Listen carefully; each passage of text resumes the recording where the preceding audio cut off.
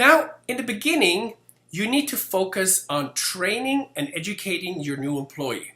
Because when he starts in a new job, he doesn't know how to do the job well. Well, you can motivate him and you can give him motivational speeches and so forth. But the problem is that it's better to enable him with training than with just motivational speeches in the beginning. So motivation is important, of course, but it will not help someone to get really better at what they do.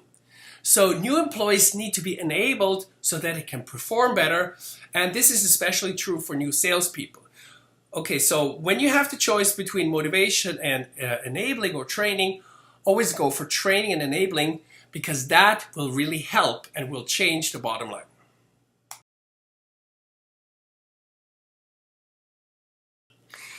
You should have different set of goals for your employees. So each employee gets a different kind of goal because each employee has a different personality and is motivated by different things.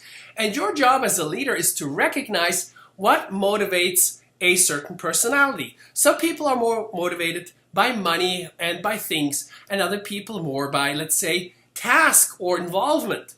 So you need to figure out what it is that your specific employee wants and what motivates him, and then develop a personal goal plan for each employee, and you talk about it in a one-on-one meeting, in a personal meeting, every time you sit down with him.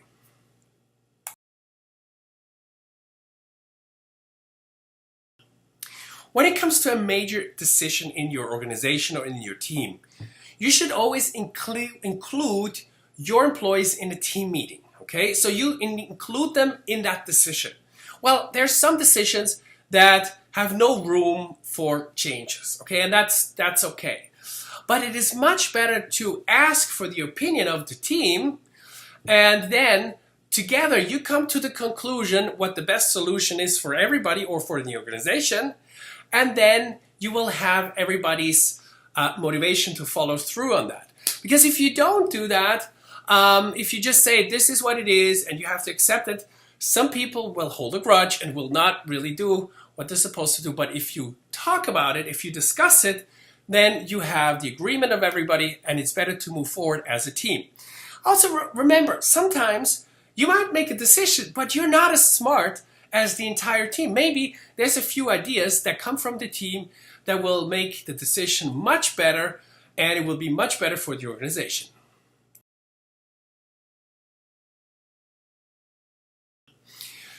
Criticism can be a killer in your employees' motivation. So just because you have the title boss doesn't mean you have the title jerk, okay? Now, criticism or feedback is necessary, but it is crucial how you do it. And here are some basic rules. Number one, never criticize in front of other people. So if you have to criticize someone, always do it one-on-one.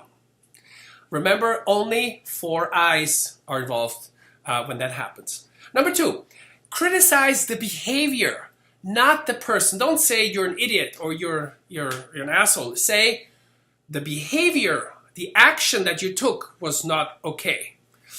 And then every criticism needs to be followed by a positive compliment or by positive encouragement so he can better his behavior. You could say something like, look, your behavior was unacceptable, but you're usually such a great person and I would have expected more of you. Number four, ask yourself why you need to criticize the person in the first place. Is it because you feel like your authority has been challenged and you just want to put the person down? Or you can win any argument, but you can lose the person. So just, if you're angry, calm down, wait a little bit, and then approach the person in a personal meeting. And number five, people should respect you but not fear you, okay? So, if someone is respectful to you, it's a two-way street. You need to be respectful to one person so they will respect you in return, and you can't lead an organization with fear.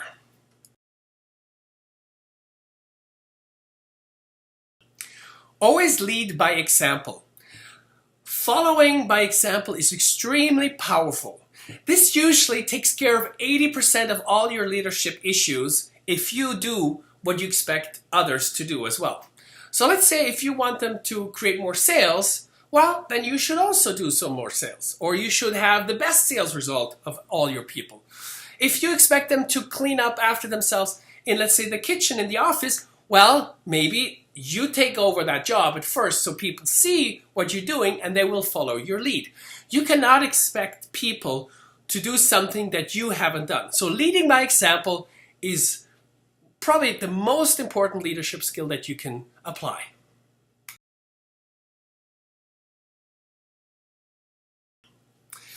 Now, as a leader, you are in business of making a profit for the organization, of creating results. So be results oriented. Don't be task oriented. It doesn't matter at the end of the year whether your binders are neatly labeled and organized, because in the end, all that counts are results. So focus on getting results and make sure that you are open to other strategies or ways, because in the end, you need to get the job done, and how you get there is not always that crucial.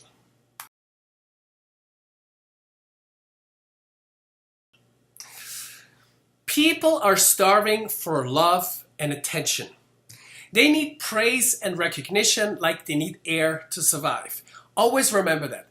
People in their personal life get too little recognition, and people are starving for recognition. Even Napoleon said, people will die for ribbons.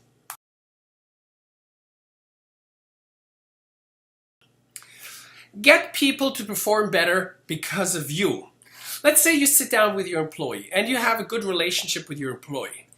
Now, you want people to reach their goals, let's say their sales goals, because they don't want to disappoint you. Okay? So you need to develop that kind of relationship where you are happy for them when they reach their goal, and you don't want them to disappoint you. That is usually a very, very strong motivation, because people will just perform better because their superiors expect it of them on a personal level.